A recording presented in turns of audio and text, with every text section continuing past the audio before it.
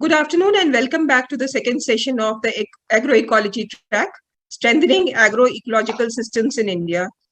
The session will discuss and deliberate on the views of private players, research agencies, implementation agencies, networking agencies, and FPOs with regard to the implementation, marketing, research, certification of agroecology-centric produce in India beyond others.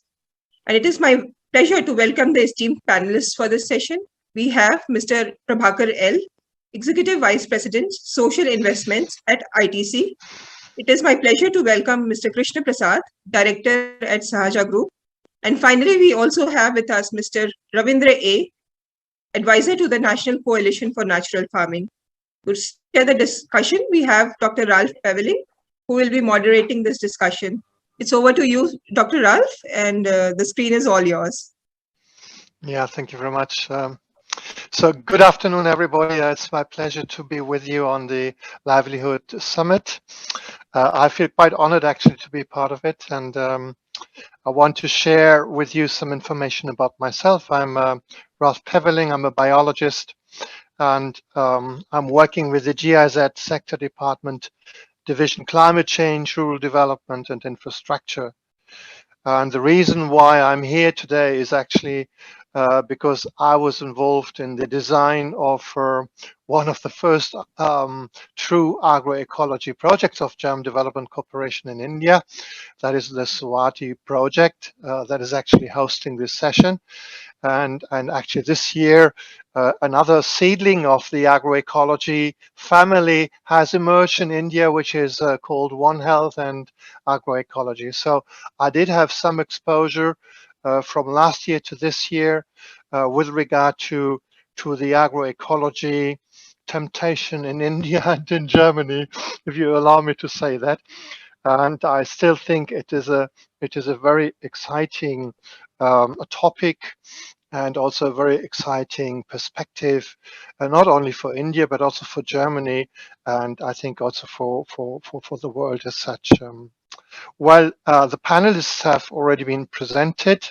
The panelists has lost some of the early candidates, but I think we have had already some exposure with regard to the Indian Research Council. So we heard something about it in the policy discussion, and I also kind of transferred some of the questions, some of the issues that I wanted to raise with them into this panel. And well, the outline of the panel discussion, before I actually ask you to give a brief presentation of yourselves, I would like to familiarize you with an etiquette. So you will normally have about 3 minutes, for statements, and so try to be short and concise, so that we can rather ask more questions or raise more issues than extending a lot of time on single issues. And sorry for that, I have to stop this.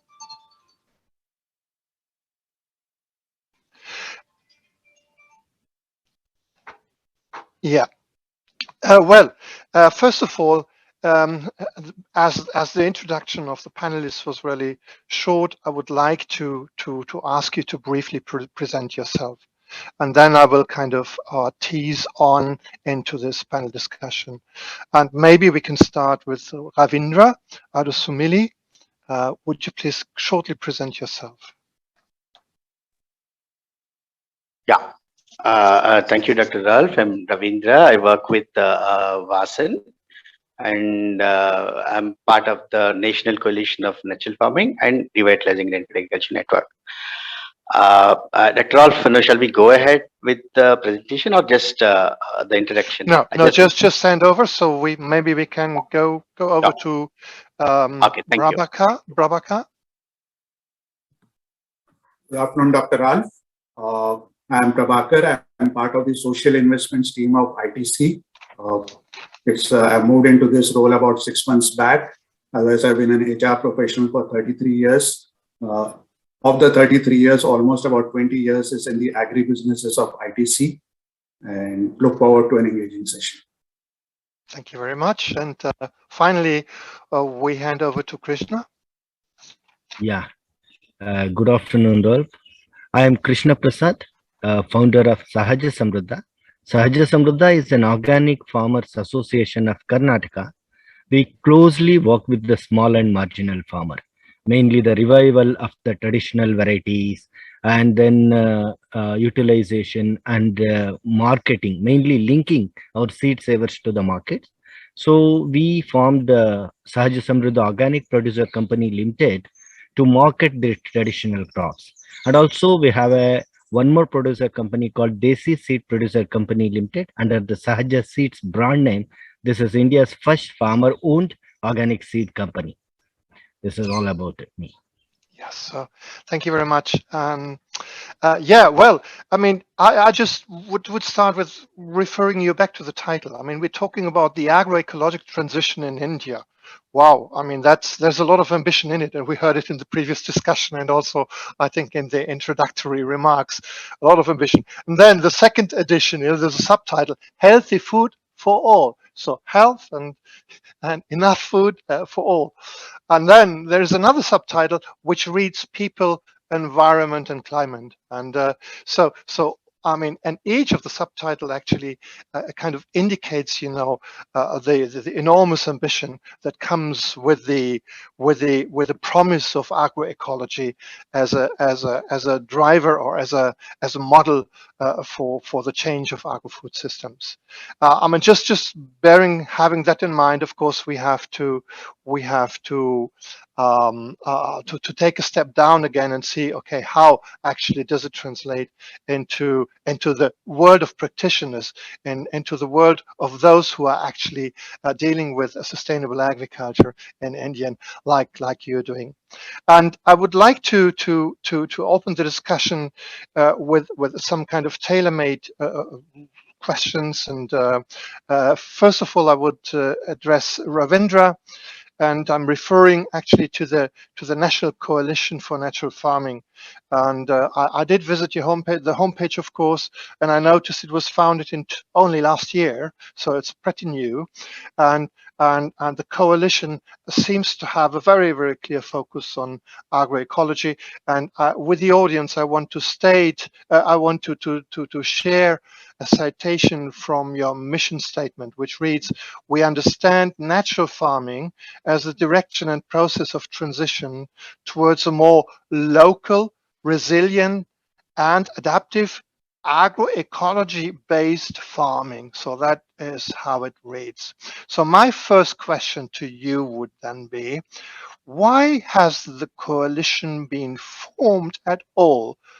I mean, considering that there are so many coalitions already that you could probably rather transform, you know, to follow another track. And who is part of it? I mean, that would be the first part of my question. Over to you, please, Ravindra. Yeah, thanks, Dr. Ralph. The coalition is primarily of various people who are deeply involved in various forms of agroecology. So the principle that we have taken on board is let 100 flowers bloom is the kind of narrative that we are looking at.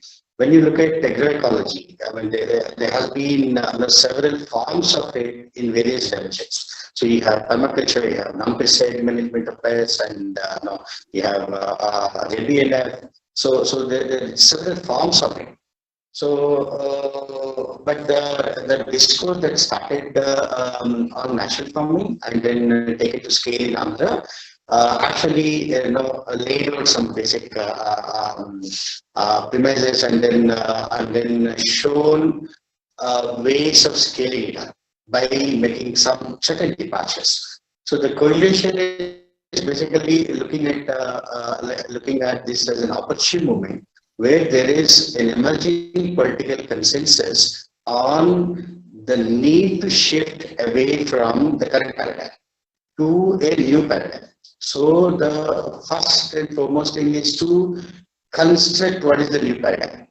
So it should not get lost into lots of nomenclature, and it should not get into this thing about whether one form of agriculture is better than another form. one form of natural waste, natural methods is better than another. Whether, I mean, there are lots of names, organic agriculture, natural farming and all that. So we need to actually synthesize and synchronize these various elements, various practices that are spread across the country into one direction, which is broadly the natural farming, and then agroecology principles are now laid out clearly by FAO, and then several things are emerging. And we see the need to bring this discourse across farmers, and then the researchers, the economic institutions, and then the policymakers. So it is important to bring this discourse into the tables, and then bring consensus around that, and everybody should work towards making it happen, rather than actually being a bystander, making a comment on it. So this synthesis is what we are aiming at. The primary motive is driver. We see it as the champion farmers. Whether we can build some 5 million champion farmers practicing natural farming and be part of the economy and driving it. So everything, whether policy changes are required for that, research systems need to realign for this new emerging requirements, and then say banking systems need to relook at it. So this is a platform that brings all these things together. So this is the primary motive behind the National Coalition of Natural Farming. It is formed by several organizations and individuals across the country who are championing the cause. So it's a coalition. Basically, there are over 600 people as members of it from various disciplines. Around 200 organizations participating in it in a regular basis on several discussions and all that. So together, how we learn from each other, standardize the methodologies, location specificity, specific methodologies and all that, and evolve this knowledge. This is the basic work that the coalition is doing. Mm-hmm. Yeah, thank you very much. I mean, well, what I concluded is that over the last year, a lot has happened with regard to agroecology in India, and that basically the concept explicitly is being embraced by a lot of stakeholders in India, and it would have been different 1 or 1.5 years ago. Also, community managed natural farming now very explicitly, I think, refers to agroecology as a kind of orienting or guiding concept, and that is an interesting development. Would you confirm that? I mean, that kind of, it's kind of picking up pace or building up momentum in India much more over the last 1.5 years than before. Yeah, rightly so. I mean, today's Prime Minister's narrative on natural farming and an announcement itself is a directional thing. I mean, there's a lot of work that went behind last 2 years for the Prime Minister to take cognizance and then make it a national agenda. Mm-hmm. Yeah. Okay. Thank you. Thank you so far. By the way, I have a little hearing problem with your mic. I don't know. There's a little noise in it, so you're not so well audible. But I think by and large, it's kind of, it works out, but it's not very comfortable. Maybe it will improve during the discussion. I would now wish to shift to Prabhakar, and just for the audience also to fill you in a bit, under ITC's corporate social responsibility policy, which was started in 2013, 2014, a wide range of CSR programs have been implemented, including programs on rural development, sustainable agriculture, and also climate resilience. Also, it is important to say that there is a clear poverty alleviation focus in your programs. And now, my first question to you would be, based on your experience from these programs and also from a specific corporate private sector perspective, how can produce from sustainable agriculture be made more affordable to a wider consumership without compromising smallholder income, because that is what you also wish to assure? Thanks, Rolf. I think the key is if you really work backwards and if you have to sort of create the traction that is required to promote and expand whatever you may want to call it in terms of nature-based farming or agroecology, etc., is this whole aspect of connect to the market. That is where the pull would come from. So first, I think I would like to emphasize on the pull factor, and that is where the role of corporates like ITC, which is in the space of branded food segment, is creating a market. And the creating a market would have probably 2 or 3 vectors. The first vector would be especially in a country like India, there's a lot of unorganized players and unbranded players. Now, how do you sort of move the consumers up the hierarchy to move from unbranded to branded, unpackaged to packaged? So that's one element. Second element is also to create the pull, and that's what I would call it as a consumer franchise, pull co-created, manufactured in a sustainable and responsible manner, and hopefully reach a situation where the consumer would be willing to pay a premium. Because sometimes in the short term, when you have to drive some of this intervention, especially at the back end, there could be a short-term increase in cost. And if the consumer is willing to pay a premium, that sort of facilitates the whole activity.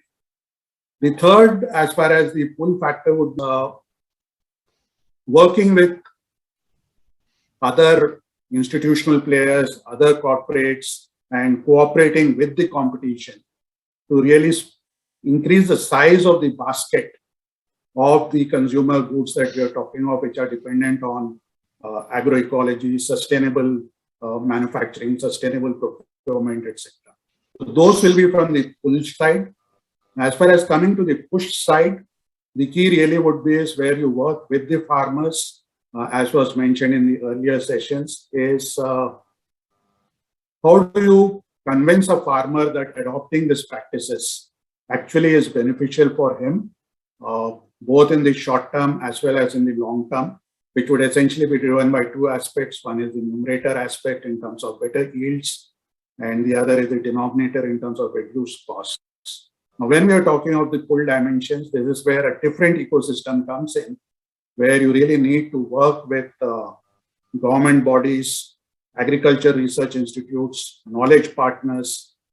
And the interesting aspect for a country like India is there are many Indias within India. And the key is how do you sort of come across or co-create a solution, a customized solution for a specific crop, for a particular geography, because the nuances of geography are very, very varied. And the whole aspect of hand-holding the farmers in terms of this entire journey. When I say hand-holding, it's not just about telling what needs to be done, but also sort of being with them in the journey of how it is done, dealing with both intended and unintended consequences. And that is where the whole strategy of ITC has been is how do we make agriculture future ready? And same way we talk of on the other side is the responsible competitiveness. It is the amalgam of these two which would address the aspect that you mentioned. And I can elaborate on some of this probably in the subsequent questions, but I will just give a larger thing. Yeah, thank you very much. And actually, I will continue with this kind of system and offer a follow-up question before we move on among panelists. And the follow-up question, because it fits quite nicely, would be, given that agroecology favors short supply chains and locally grown and marketed food, this is the closer relationship between consumers and producers. So would ITC, would you consider this as a feasible business strategy, and how can it be accomplished? And also with regard to the possible role of FPOs and FPCs that actually do kind of assure that production volume, recognizable volume, can be produced. Yeah. And so, how do you see that? That actually is the way to sustain the entire initiative. So when we look at ITC, and I'm sort of going on a larger value chain of the business, is your whole, so there is a market. So how do you sort of have the entire ecosystem closer to the consumer? That is where your supply chain costs come down, supply chains become more sustainable, etc. And one of our strategies, therefore, has been is how do you sort of spread the areas where a particular crop is grown? And it's possible that some areas do not lend themselves like that for what you really want or what the consumer wants. So our whole focus has been is producing the buy, a concept of producing the buy rather than buying the produce. Because when you just buy what has been produced, it may not necessarily be aligned to your specific requirements. So how do you work with the farmers to ensure that they produce what is relevant to the market and what is relevant to the customer? It is in this strategy of producing the buy is where the role of the farmer community comes in. And farmer community, when I say, it could take shape of different types. One could be FPOs, as you rightly mentioned. The second could be is farmer field schools. It could be agribusiness centers. Or even when you look at ITC, when we talk of water replenishment and water harvesting, we talk of water user groups, where we create a community of farmers who then take the ownership of how water is harvested and how water is used. So definitely, I would say the role of collective is extremely critical to ensure whatever interventions whoever is doing are sustained, get amplified in a very agile manner. Thank you very much. Okay, we will move on to Krishna. And before giving you the word, I would like to refer you back a bit to the teaser text, and we made a promise there. Surely there are success stories to tell of systems combining traditional circular farming practices, etc. And they are to share here on the occasion of this session on this summit. And I think if we talk about Sahaya Samruddha, please apologize my pronunciation, we talk about a success story because that started, I mean, in 2010, organic farming with just a handful of farmers, and now I think the number stands at more than 2,000 farmers plus organic producer groups, stemming from both, interestingly, conventional and natural farming systems, going into organic farming. And the products are marketed, as has already been mentioned, under an own brand name and platform, which is called Sahaya Organics, which is exactly doing what we just talked about, directly connecting consumers and producers and assuring actually a very close connectivity between the two. And so we want to learn more about this success story, but also about the lessons learned, of course. And now, based on your experience, which have been key drivers and also barriers to the conversion to organic farming that you experienced over the last decade? Yeah, thanks. Look, the agroecology, organic farming, natural farming, you can call any method of alternative agriculture, in general, chemical-free agriculture. I think our experience is not very difficult to convince the farmers. I think 20 years back, the story was different. I think now social media, people are very well versed with the smartphones. They're eager. They will, production is not an issue. But what is the issue today? Seed, processing, procurement, and the markets. Look at with a great difficulty. Nowadays, producing something in the farm is very much difficult. We all know farming is kind of a sinking ship. With a great difficulty, farmers are producing. Once they produce, the marketing is very difficult. You must beg the buyers. And also, we don't know, the only thing is just the raw materials. And especially in Karnataka, even South India, more than a month, it was a continuous rain. Look at that. After the harvesting, we don't have a proper storage facility to the harvested grain. I think this is what we must create. I think this is what starts with a seed. Look at that. Once you what to grow, one is the quality seed is not available. In the organic farming, consumers are looking traditional crops.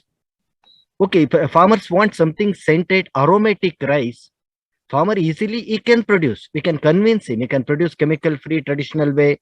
But when you go to the milling, processing, we don't have proper processing units. Then it will get contaminated with the conventional rice.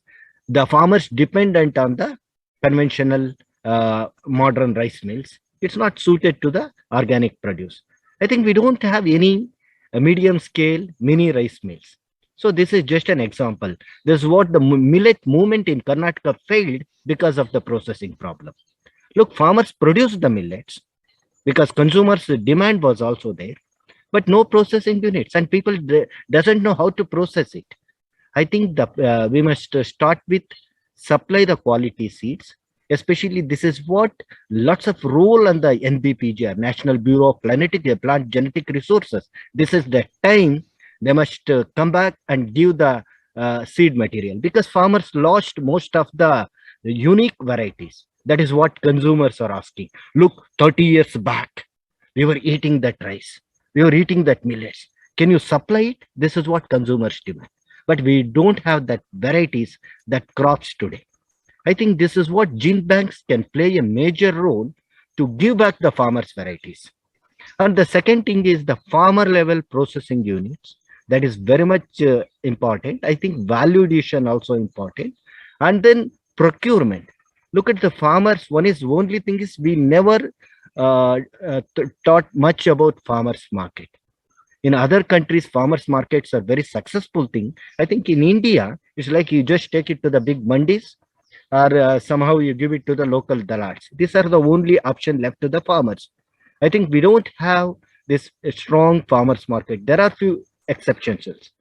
I think this is what something we must to plan the procurement from the doorstep and then take it to the consumers directly. And the third thing is the markets also. This is what farmers are looking, something assured market. Yeah, give it to me, leave it to me, I produce, but give me the right price. I think that assurance we need to give.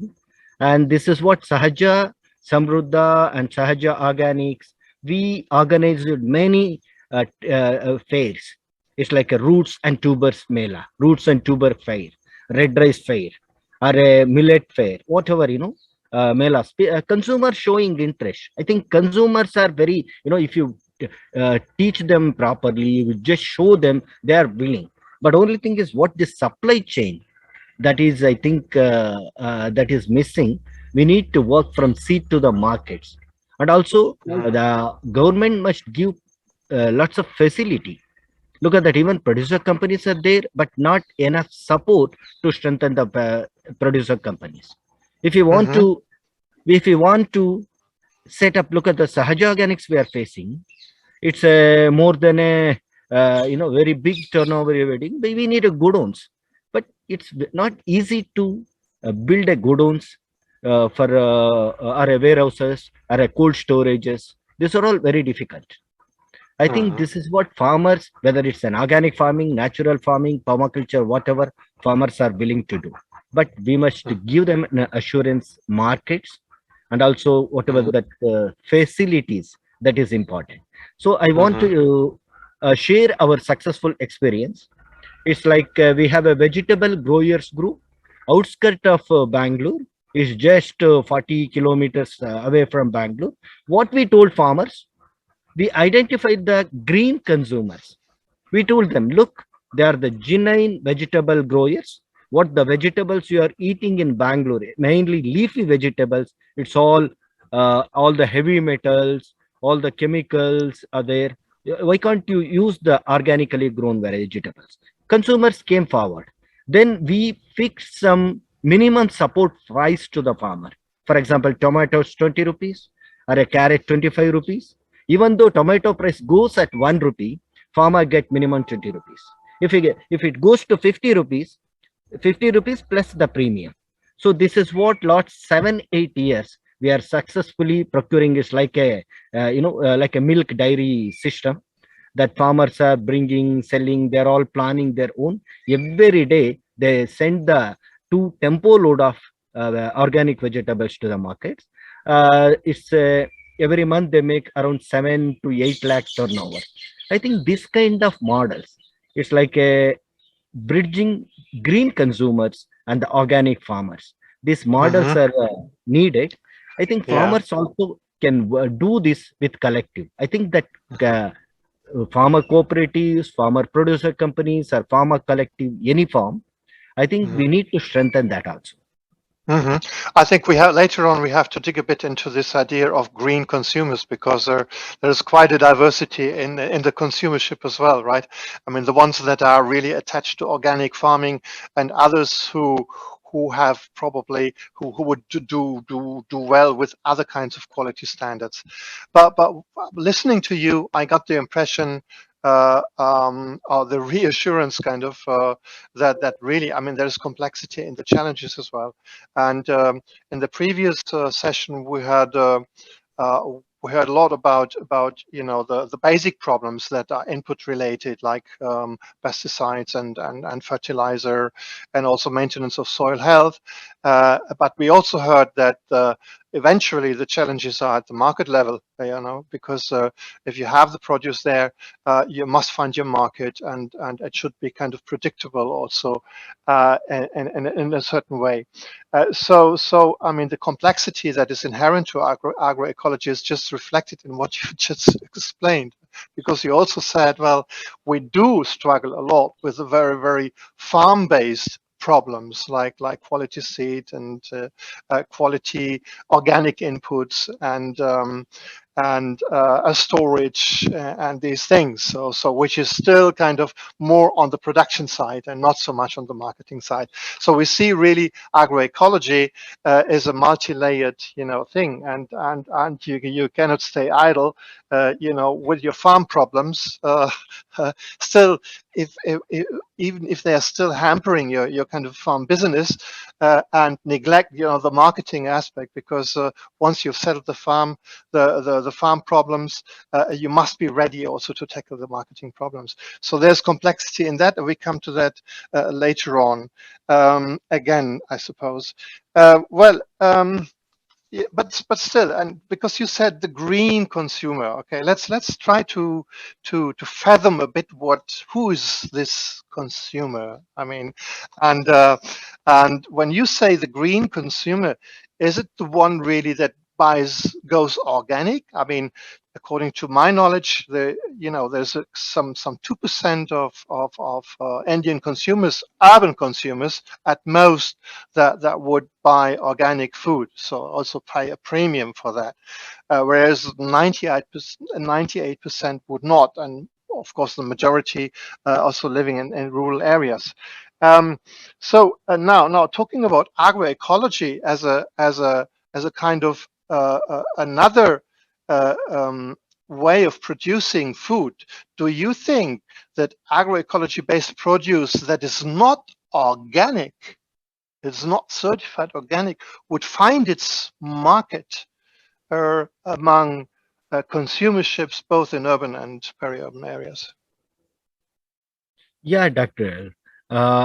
Look, after the COVID pandemic, the consumer awareness level is high. Earlier, what we were thinking, just a creamy layer of the consumers, maybe only 2 or 3%, they were well versed with the organic, they were looking organic vegetables, organic grains.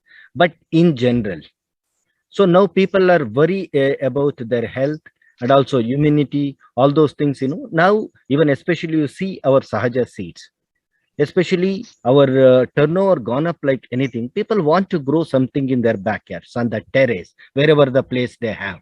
So that awareness is there. And second thing is, it's like a grains. People have the memory, especially the rice or a millet, that recall their memories. Whenever you organize a red rice mela or a traditional rice mela, people, once they saw the variety, they say, oh, I was eating this when I was a child. I want to eat again. Is a general consumer. Only thing is, look at that what only 2-3 varieties, Basmati, Sona Masuri, are 2-3 varieties available in the market. They never seen the varieties. If we can make them aware, continuous supply, I think it's not difficult to create the demand. But as you said,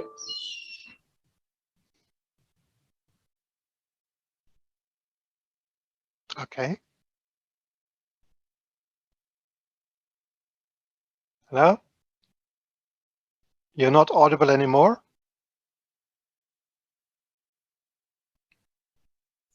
Can you hear me?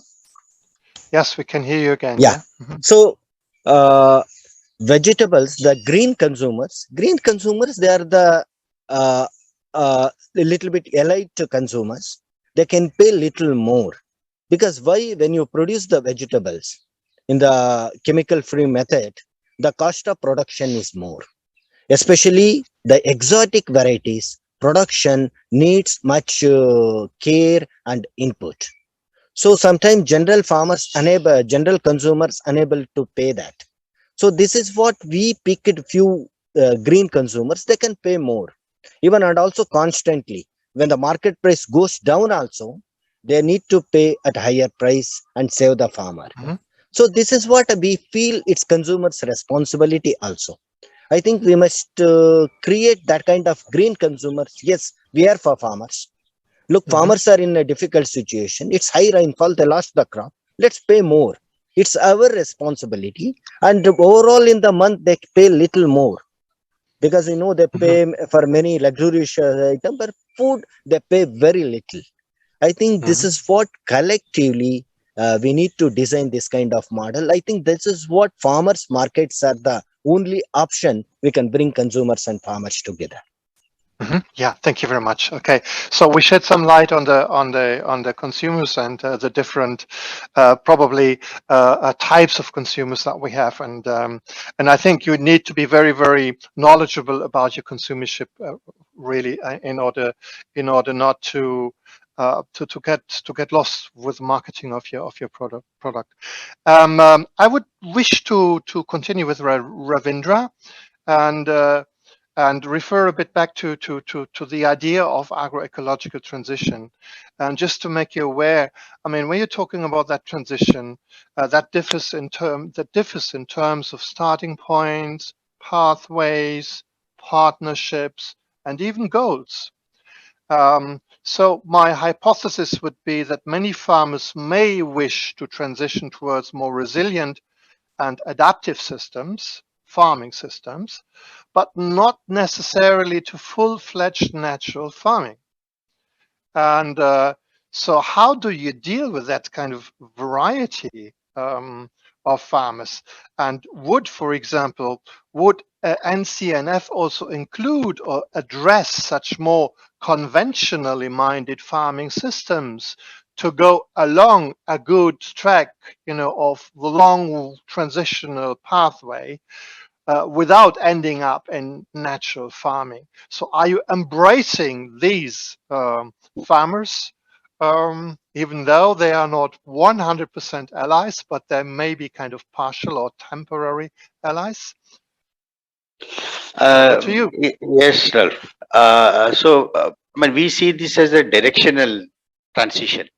It is not no black and white or no here and there, but a directional thing. We have large number of, I mean, several organizations who are working on natural, I mean, non-pesticide management of insect pests. That's called NPM agriculture. They may still use some level of fertilizers, but they don't apply any pesticides. So that is not an issue, but the core problem is that in several cases, unless you stop, then the regenerative processes may not take up. It's not about whether the farmer is applying or not and taking a position on no, bracketing the farmer here and there. That's not the issue. Issue is, so if you simultaneously apply chemicals and whatever way, and then also do natural farming methods, then would the process of transition be enabling, or you are actually self-contradicting in terms of the biology? So that is more of an issue. rather than actually taking a position, an ideological position on chemicals, yes or no. So whether the chemical use hinder the process of building up of soil biology, or okay, in a small way it compensates for the yield if there are any yield losses and all that. So this is the primary issue. But recently our experiences are showing that yield penalty of transition is not that much, or it is not there in several cases. Particularly we work in rain-fed areas, and then we don't see, I mean, I'm not talking about high intensive cotton cropping, but in the entire tribal areas, we work extensively in the tribal areas, in the dryland areas. If you just say whether you use or do not use chemicals, stop chemicals and cultivate, there will be yield penalty. But if you actually apply the principles in the totality, in terms of diversification of the farm, in terms of managing the insect pests and all that, all kind of principles you apply, the yield penalty is not there. So this kind of a mindset of shifting to organic will penalize you. We are not seeing that much in the area that we are working, provided it is not just chemical use or organic. No, it's not that way, but it is embracing the agroecology principles in totality. So there we are finding consistently yield increases. So we don't see any reason in that areas to actually tell farmers that no, you can also use this, you can also use that. You only replace some chemicals with another chemicals. I mean, with bio inputs and all that. So this is an emerging thing that we are finding it very, very useful. But in principle, NCNF see the whole process as directional, and your starting point may be somewhere, but you must be committed to the principles. Okay. So that is a kind of sort of positioning that the coalition is taking in. Okay, thank you very much. So if I understand well, so if you're now reflecting on and playing with, the 13 principles, there are certain principles that are kind of hard principles, right? And they are kind of must. I mean, agroecology wouldn't work out if you would not significantly reduce, for example, input reduction, in particular with regard to chemicals and chemical fertilizer. This is my take, right? Whereas there's other principles which are for one thing more complex and more difficult actually also to realize, but there is also more diversity because they do not translate automatically into a given agro ecosystem, also in a given agroecological zone and in a given economic setting, because there's a big variability or diversity also in that. So that is my take, right? But now still talking about the marketing actually, and also the production of agroecologically produce agricultural food when it is needed on the market. I would wish to go back to Prabhakar with the following question. I mean, still reflecting a bit that the organic food market is a bit limited, and where do you see now the challenges of the economy of scale actually, if the still kind of niche organic or natural products were to become mainstream? And why I'm saying that, I mean, we have been listening to the percentages earlier on today. The idea, I mean, the very idea and also the very, I think, political orientation or goal, long-term goal is to go mainstream with these kind of sustainable production and food systems. And there is this nasty economy of scale question, which you cannot avoid, right? And so what are the fixes and the remedies and the strategies, I mean, to deal with it? Again, bearing in mind that we do not have, orderly certified organic producers throughout. So we have a lot of voluntary natural producers that one way or the other are identified as such to consumers and to the market. So economy of scale. Over to you. Yeah, I think it's a reality that the market share of organic produce in the overall consumption basket is very, very minuscule at this juncture. And it will be a long way when a large part of consumption would shift to organic. As was mentioned by the earlier speakers, it's still considered as niche, and I would dare say even considered as super premium. And so one of the challenges, and that's again a chicken and egg story in a way, one way to reduce the cost of the finished good is to get the economies of scale. Now, if you have to get the economies of scale, which means we'll have to sort of get that equation of yields versus cost right. As was mentioned by Krishnaprasad, typically when you're going into an organic this thing, your costs shoot up, and that's where the challenge is. To me, it's more a journey when I look at it from a market perspective, where the consumer moves from one stage to the other. Now, the advantage when you do that, and I'm taking the example again of ITC, is you have a large base at the bottom, which is unbranded, unpackaged. It is relatively easier to move them to a branded and the packaged segment. And that's what we did when we sort of rolled out a wheat flour called Ashirwad Atta.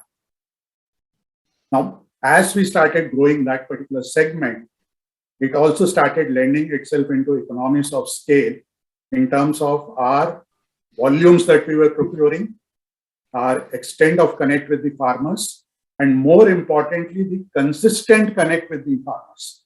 Because now the farmer was seeing a regular access to a market, irrespective of what happens either on the push side or the pull side. But once you've got that base, then you start building on that base as to, so for example, if I'm working with a farmer on X number of acres and he's saying every year we have been engaged with them.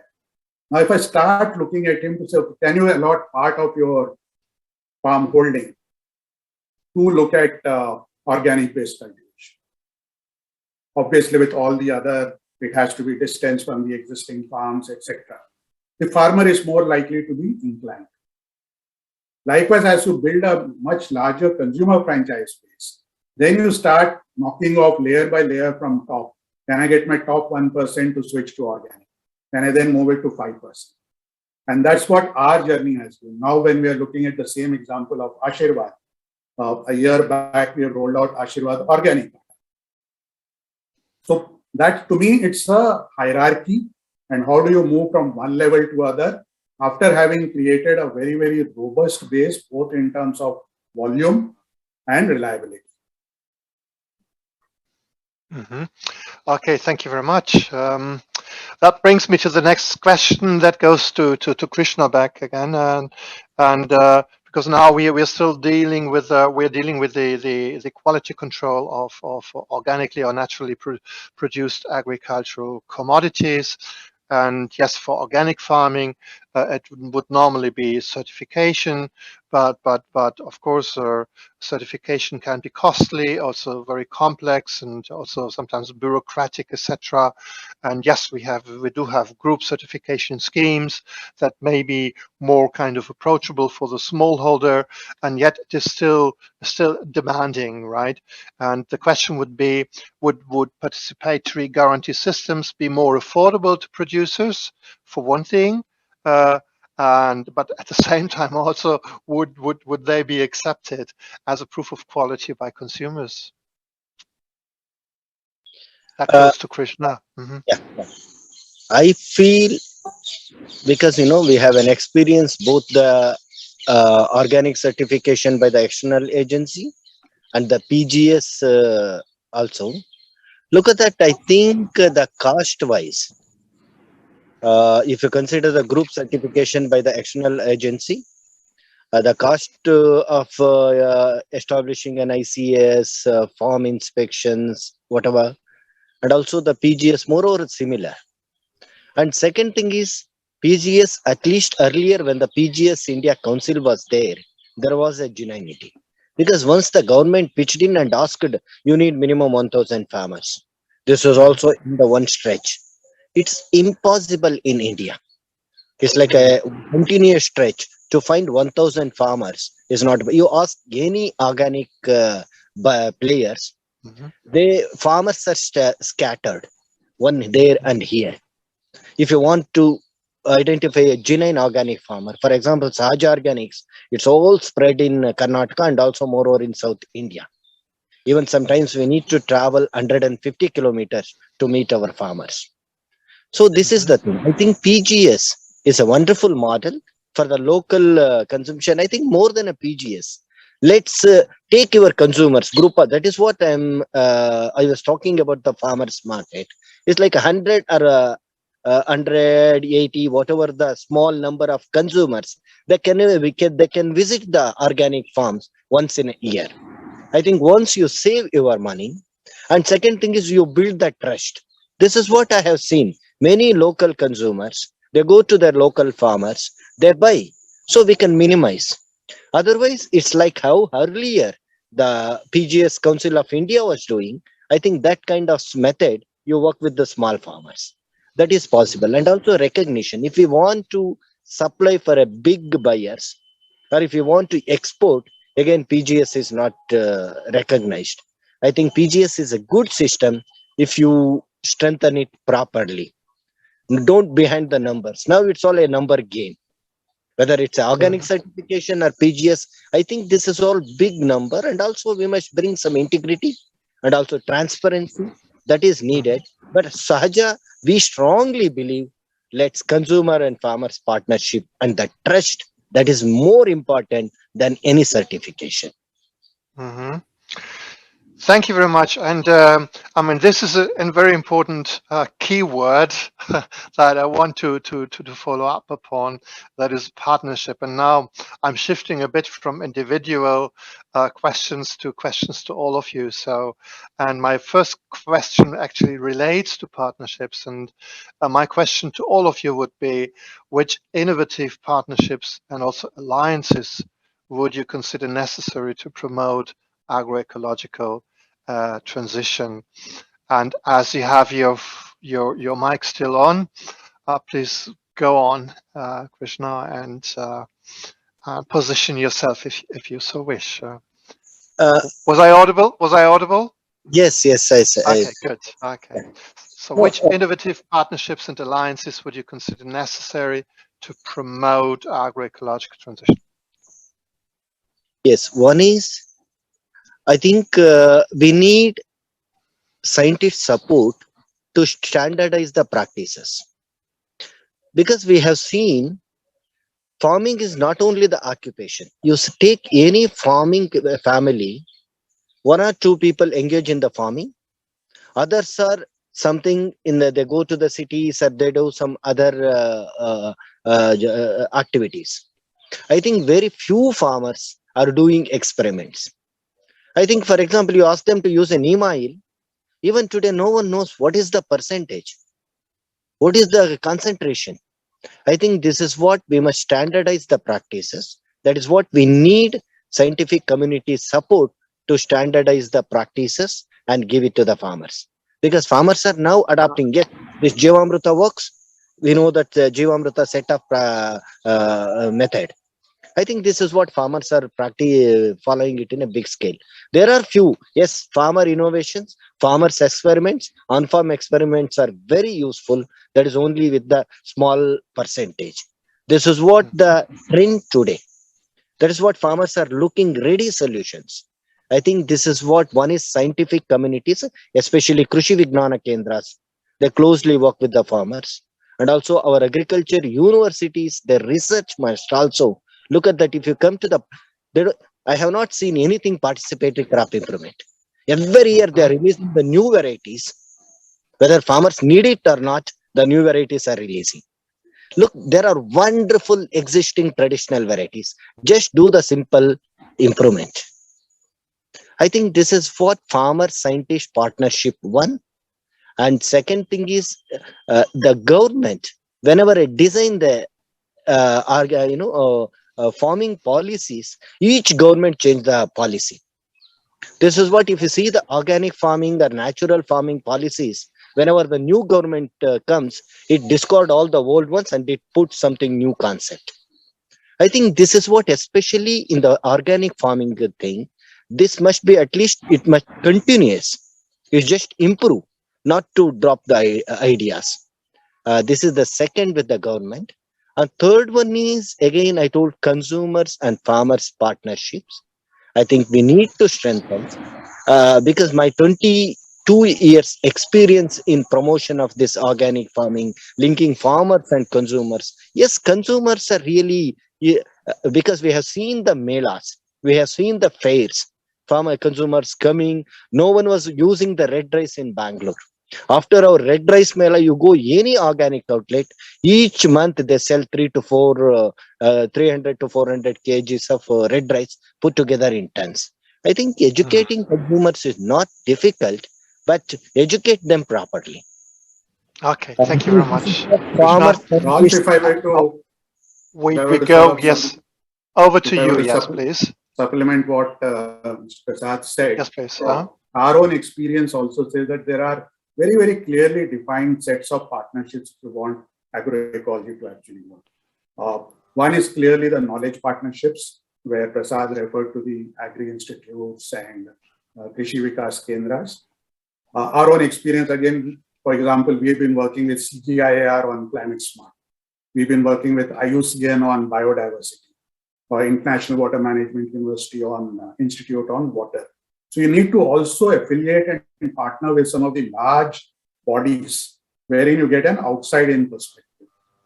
There's also a big play within the knowledge partnership segment of organizations like GIZ, which can actually get all partners together and then sort of work and support advocacy and those type of activities.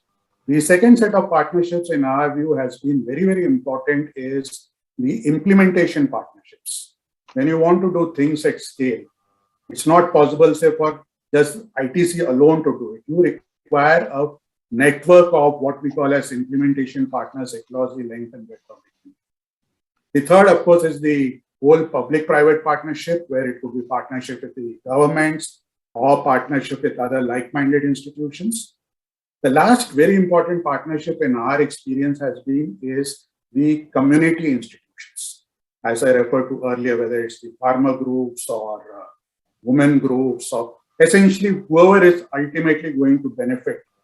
Those user groups are very, very important, because then they take ownership of what has been propagated, etc., and then take the responsibility of sustaining it.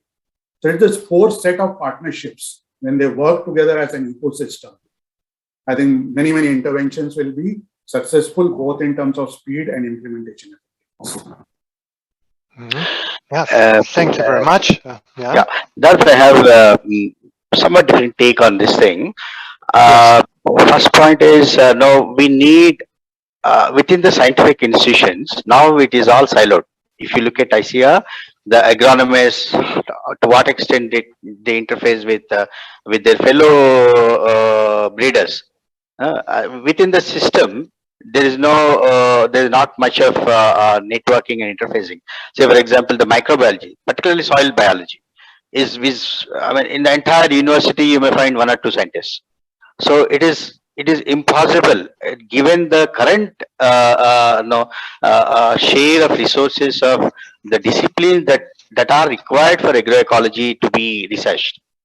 For them to operate within this meager resources is impossible, and then both in knowledge terms and also in resource terms. So it is important that the coalitions of scientists come forward within the systems, within the ICR, within the agriculture universities. Now, so how soil microbiologists across the country come together. Some shared platforms evolve for them to challenge each other, put new knowledge in all that, and all the and also these coalitions of interdisciplinary scientific communities. The communities of practice in natural farming, which actually bypasses the conventional disciplines and look at the ecosystems as a whole. I think that is one of the critical requirement of moving towards a paradigm of natural farming in the scientific world. The second point I would like to say is, say for example, I mean the question I have to you also, Ralph, what is whom we are considering as consumers?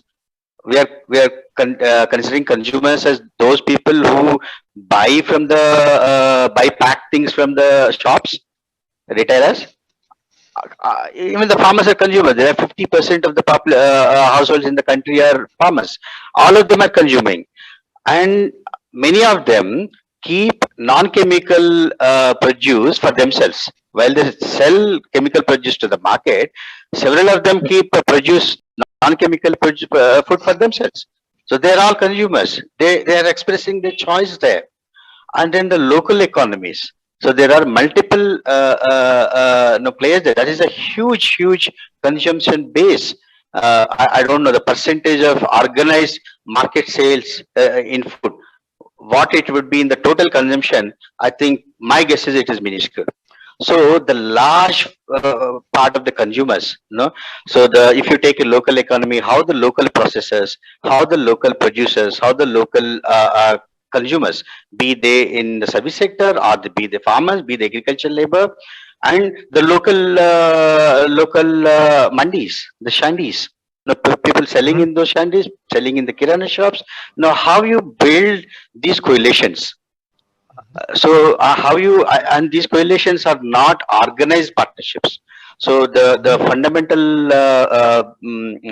driver of a paradigm change is to what extent these various niches of coalitions come up on their own. For together all pushing the agenda towards natural farming. We need to find some way of building such movements, building such coalitions, local farmers, local producers, local agricultural laborers, solving their problems. So I think that will have many solutions, and I see many such things are happening now. So there are numerous small shops which are not branded, which are not labeling anything, and they're all named natural farming shops, something like that. And then they are tying up with farmers and then selling providing them an outlet in the cities. And they are not certified. Consumers are going there. They buy and trust. And I can see hundreds of such shops coming up in Hyderabad. So I think these are the phenomena, the mainstream phenomena, which I think we should understand more and then find levers of accelerating the processes. Organized partnerships for self-interest. If I'm an NGO, my self-interest is a project, then I have a coalition and a funder too. If I'm a business plan, I want an implementer. These are okay. Respective self-interest will drive it. But this will not drive a paradigm change. The paradigm change, the shift from the convention to this thing comes from the coalitions on ground, how they form naturally, how they get accelerated naturally. Okay, so that's very exciting actually. And so what you now collectively, the three of you pointed out is, I think, quite informative also to the Swati program, because you have to make sure that you do understand the alliances and also the partnerships that are really crucial or essential to promote the good case of natural farming and agroecology. And I think that was a very important bit of this panel discussion, as I can see it. I'm looking a bit at the time. I think we do not have, I don't know whether I can get a hint of the organizers. I reckon we don't have more than 10 minutes. Is that true? Is there a way to chat the time, to post the time? So I do not want to bombard you with too many questions. And yes, please, how many? So you can go on for another half an hour. Oh, for even it's possible. Half an hour. Okay. Yeah. Okay. The first question would be, do we have any questions in the chat? I don't see anything. Is that true? That's true. There are no questions. That's true. There are no delegate questions. Okay. Okay. There are no questions in the chat, so we don't need to be to respond to them or to keep an eye on them.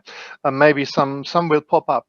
So we had this separation of sessions, right? This is more, a kind of practitioners discussion, and previously we had a more politically minded discussion. But I think, honestly, I think you can't discuss the one without the other.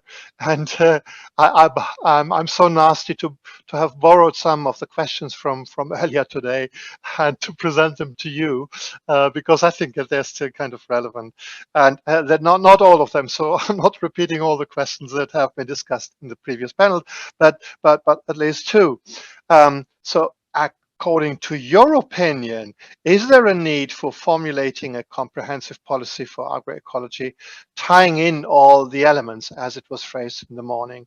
So if I got you well now, I mean, you positioned yourselves now. You said, well, it's basically the farmers and the consumers and the society, so to speak, that has to act, right? And it's not so much the policy. Also, in the discussion today, we heard, farmers sometimes have this expectation, the government should solve their problems on these things. But what is your take on this? I mean, is the current political setting enough, actually, as a kind of enabling political environment to further to promote, to develop the good case of agroecological transformation and production, or are delicate or even profound adaptations needed in terms of comprehensive policy on agroecology? Who wants to start?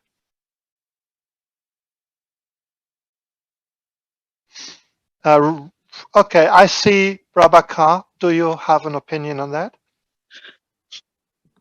Yeah, I think like what was Ravindra was mentioning at a different micro level when he spoke of ICAR in terms of their different silos. If you're looking at agroecology policy,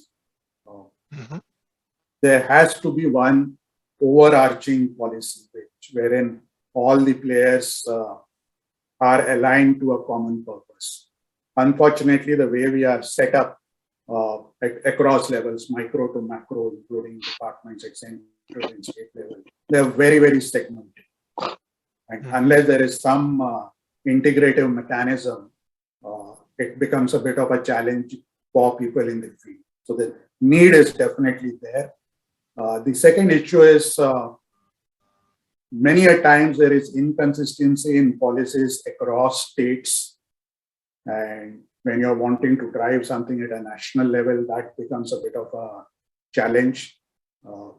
Third is, as was alluded sometime back in this session itself, is the back and forth of policies and therefore the unpredictability. So how do you evolve a roadmap where once we have set out on that particular road or path, there's no looking back.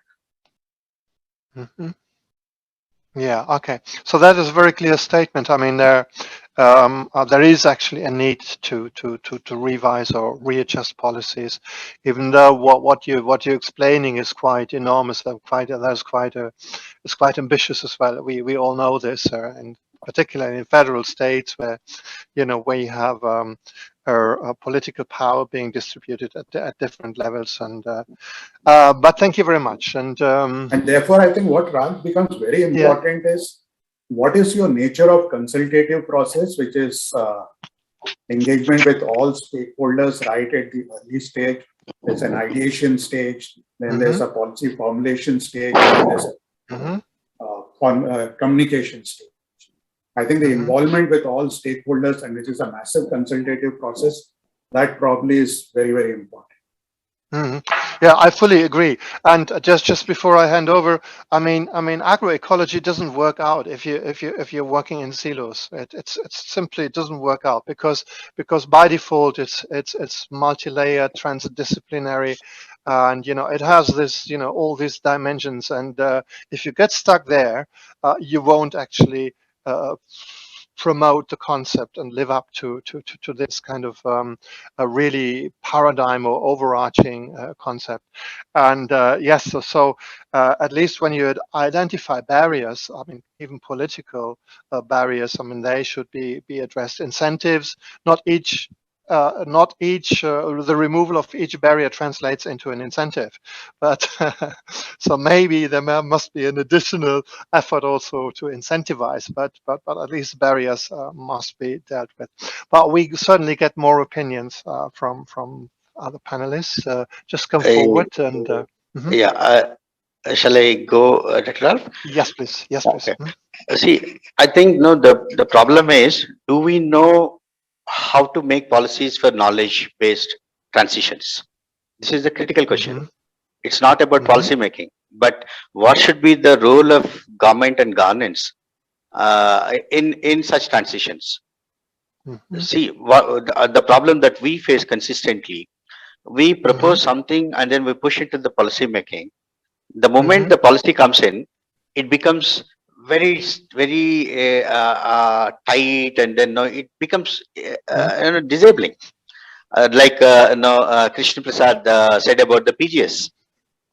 So PGS, when it went into policy, then the policies became a hurdle rather than enabling. See, all the years since independence, our policy making is basically input driven. Is basically what you call the embedded technologies, not what you say. The technology goes with an artifact, either it is seed or a machine or a fertilizer. No, we hardly know how to make policies where input are not involved.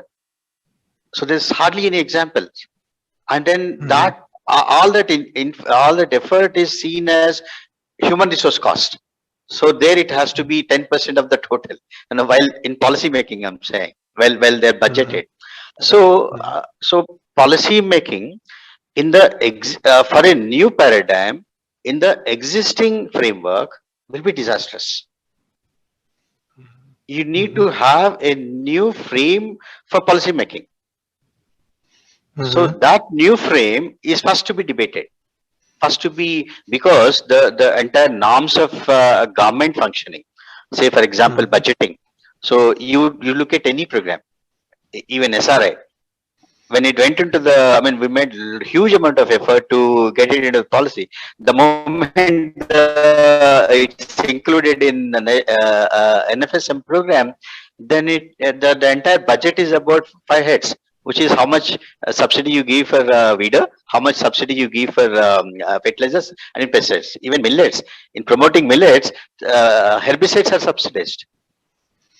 So there is a precedence and there is a culture of policy making which determine the rules and then the mindsets of policy making and budgeting. If you actually put the new requirements into that system, it will be counterproductive. So essentially you need to see how a different way of looking at policies. What is the role of government in the whole transitions? Whether is it regulatory, is it enabling? All these things need to be worked out. And second, the issue is not so much of policy but investments. Since natural farming has been talked about in the country for 4-5 years since it's talked about, minuscule of investments went into it. All the announcements were not backed by investment. So even 10% of fertilizer subsidy, even if you put in natural farming, this thing that increases the fertilizer use efficiency. As simple as that. But there were the pronouncements were never backed up by this. So where from the investment comes and where do you invest are the two critical questions in policy making. Yeah, thank you very much. I mean, so well, it's of course we all know it's complicated, and I think it was mentioned today in the opening speak of Mohammed when he was referring a bit to, to the European agricultural the common policy, agricultural policy. We know how difficult it is actually to kind of redesign and redirect also the subsidy system, and that is something that shows very little progress over a very long time, and certainly not an enabling framework in the judgment of many people, for agroecological transition, for example, in Europe. But we're also curious to hear the opinion of Krishna the policy framework. As Ravindra rightly said, in India, I think you will find many policies. You see the organic farming policy. Most of all the states came up with the organic farming policies, but the investment is very less. And also, this is what not farming policies is important. That implementation is very much important.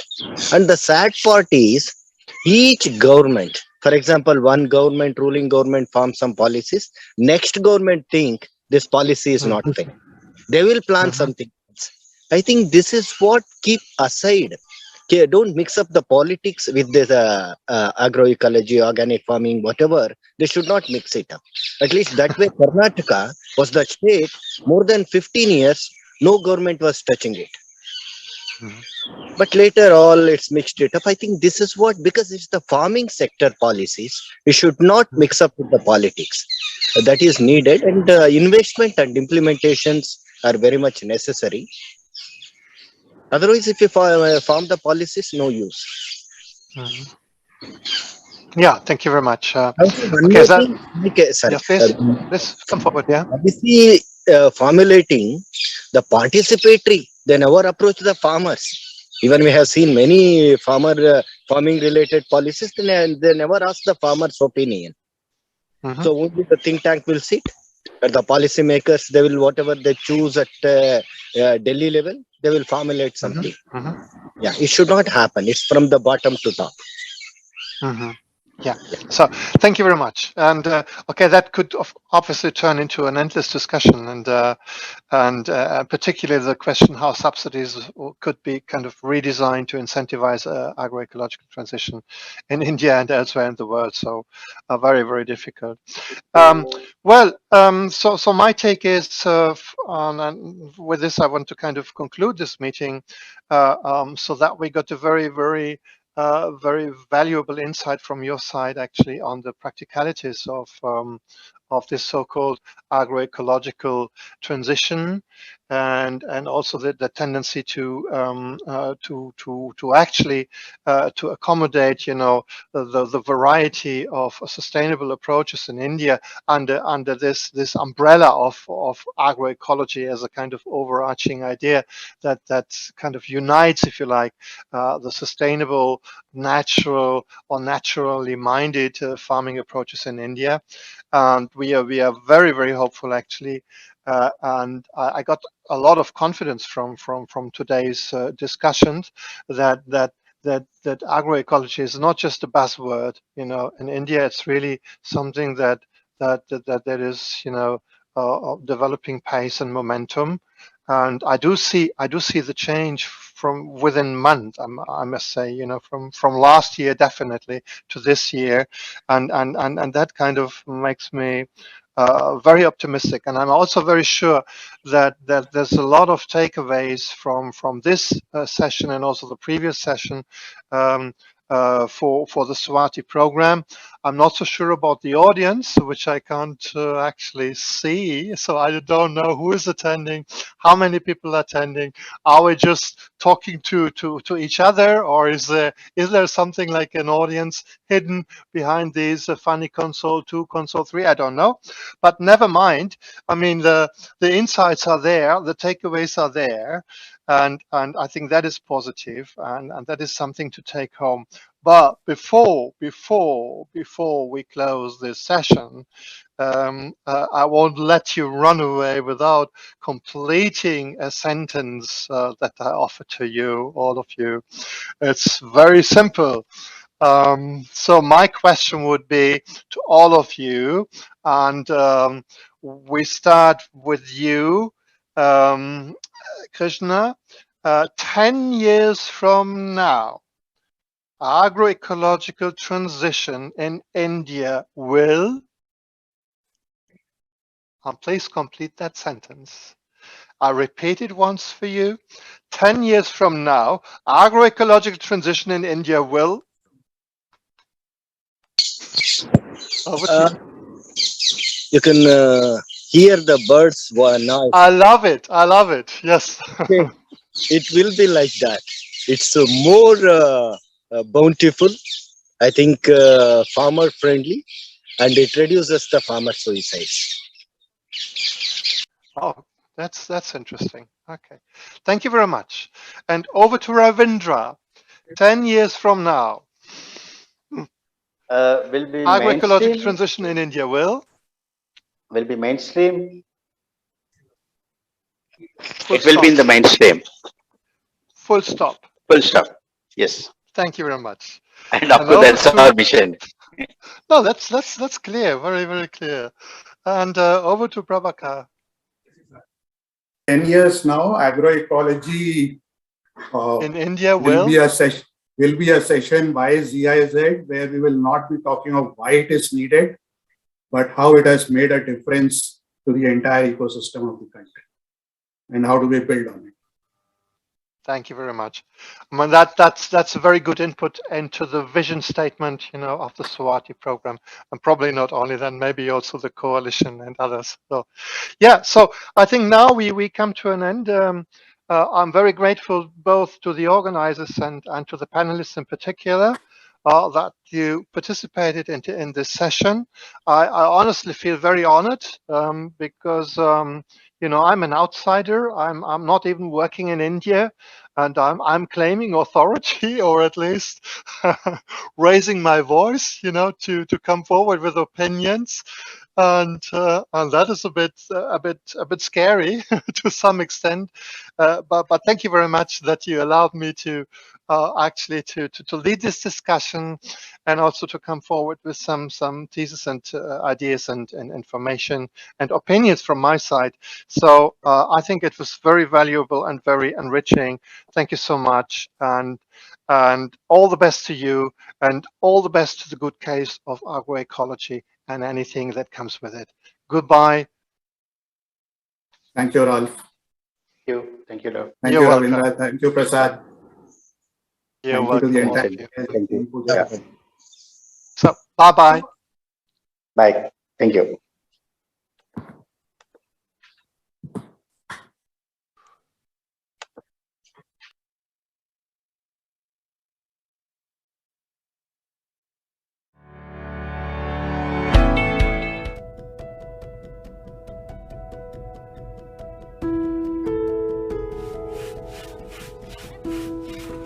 ये गांव वाले को अकेले खेती का काम दिखाता है। फर्स्ट ऑप्शन तो वैसे नौकरी है लोगों के लिए, अगर सरकारी जॉब मिल जाए, और नहीं मिलती है तो बिजनेस ही दूसरा उसका। खेती में उतनी आमदनी नहीं है। हम ये सोच रहे हैं कि खेती का काम तो हर कोई करता है, लेकिन ऐसा एक काम करें कि जिसमें नाम रोशन हो और अच्छा काम हो। मैं केना गांव की हूँ और केना में चूड़ियों की दुकान चलाती हूँ औरतों के लिए। जी, गांव की औरतें बाहर से माल लाती थी, मतलब सौदा, चूड़ी उड़ी वगैरह, कंगन, और अब मैंने दुकान रख ली तो मेरे गांव से ही यहीं से लेती हैं, तो मतलब उनकी प्रॉब्लम भी सॉल्व हो गई और मेरी दुकान भी और बढ़ती जा रही। हल्दी, मिर्ची, धनिया ये तो घर पे होती थी, तो हम अपने घर पे क्या करते थे, हम बाजार से नहीं लेते थे, तो हमें हमारा घर का माल हमें अच्छा लगा, तो हमने ये सोचा कि अगर हम अकेले खाएंगे तो हम शुद्ध रहेंगे, जैसे शुद्ध माल हम खाएंगे और 4 लोगों को खिलाएंगे तो सबको अच्छा लगेगा। इसलिए हमने ये काम 4 लोगों में 2 लोगों को साथ में लेके हमने काम किया। गांव की महिलाओं को मैं बोर्ड बनाना सिखाती हूँ और स्टेबलाइजर का जो ट्रांसफार्मर होता है उसको बनवाती हूँ। ऐसा काम तो कोई महिला करती नहीं है, लेकिन हम भी देखते देखते सोचे कि हम भी ऐसा ही करें, जो नाम हो इसके कि हम बोर्ड का काम करते हैं, बिजली का काम कर रहे हैं। महिलाएं की, लड़कियां की इच्छा बढ़ी ऊपर अंदर से, उनको आइए सिखाएंगे हम। ये मेरा मकान काफ़ी दिनों से खाली पड़ा था, तो यहाँ पे हम सोचे कि अंदर भी है, रोड पे तो है नहीं कि दुकान खोल के बैठ जाएंगे, इसलिए हमने इस आरोप के बारे में सोच लिए करने के लिए। नेट का ज़माना चल रहा है, उसे मोबाइल के जरिए इसको जानकारी धीरे धीरे लेते 1.5 साल में हम लोग काफ़ी जगह गए और जानकारी जब कुछ समझ में आया तो ये काम यही चालू किया जाए। कैमरा इसलिए लिया हमने कि हमें फिल्मों में जाने का शौक था, हम सोचे थे कि मैं फिल्मों में काम करूँगा। इसके बाद हमने कैमरा लिया तो हमें शादी के ऑफर आने लगे, तो फिर हम शादी में अपना कैमरा ले जाने लगे।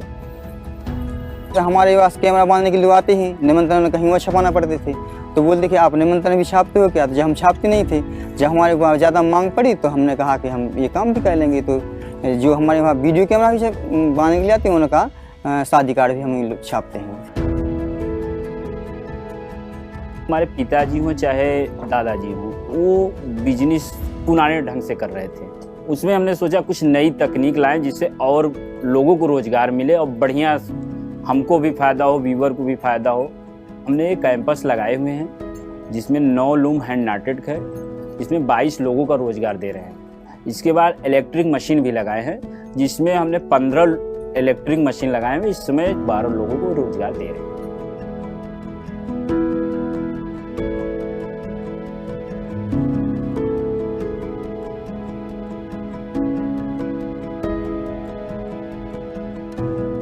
महंगाई बढ़ गया है भाई, इसीलिए महिलाएं बिजनेस करती हैं। गांव में भी कोई की दुकान नहीं है, सिर्फ मेरी दुकान है। क्योंकि सर ऐसा होता है कि अब हम लोग छोटे लोग हैं तो हमारी अच्छी चीज़ भी नज़रअंदाज कर दी जाती है। जो बड़े लोग हैं उनकी कोई भी चीज़ हो, मटेरियल हो, मिट्टी, तो उनका सही रहता है कि हाँ जी सही है। कठिनाई का सामना तो हर प्रकार से होता है, कोई भी बिजनेस शुरू करिए। नहीं, इस समय तो ज़रूरत है कि खरीदार जो मार्केट में जो जहाँ बिक रहा है वहाँ तक पहुँचने की, मतलब बेचने के लिए कोई अच्छा से और बेचे, जहाँ जाए हमारा माल खपे और उसके आगे और हिम्मत बढ़े कि हम और बनाएं इसको, और महिलाओं को रखे बनवाएं, ये चाहते हैं जी। पैसे की दिक्कत सबको होती है, अगर किसी बिजनेस में पैसा ज़्यादा लगाएंगे तो प्रॉफिट ऑटोमेटिक बढ़ जाएगा। अगर मुझे पूंजी मिल जाए जल्द से जल्द तो मैं अपनी दुकान को और जल्द से जल्द बढ़ा सकती हूँ। जैसे आर्थिक रूप से हमारी मदद हुई तो आर्थिक रूप से सामान बढ़ाया तो ज़्यादा से ज़्यादा बुकिंग ली, ज़्यादा से ज़्यादा जब बुकिंग लेंगी तो ज़्यादा से ज़्यादा लोगों को रोजगार भी मिलेगा और हमारा भी नाम रोशन होगा और ये अच्छा लगेगा यहाँ पे। और समस्याएं सारी दूर हो जाएंगी।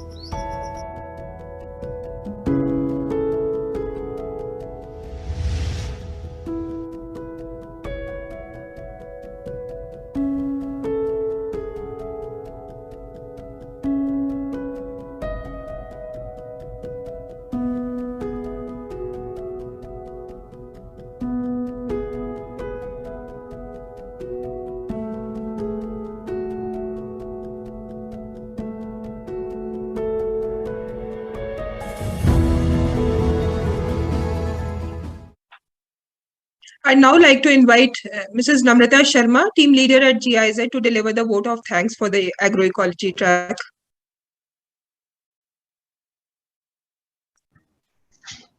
Yes, thank you very much. Thanks, Pooja.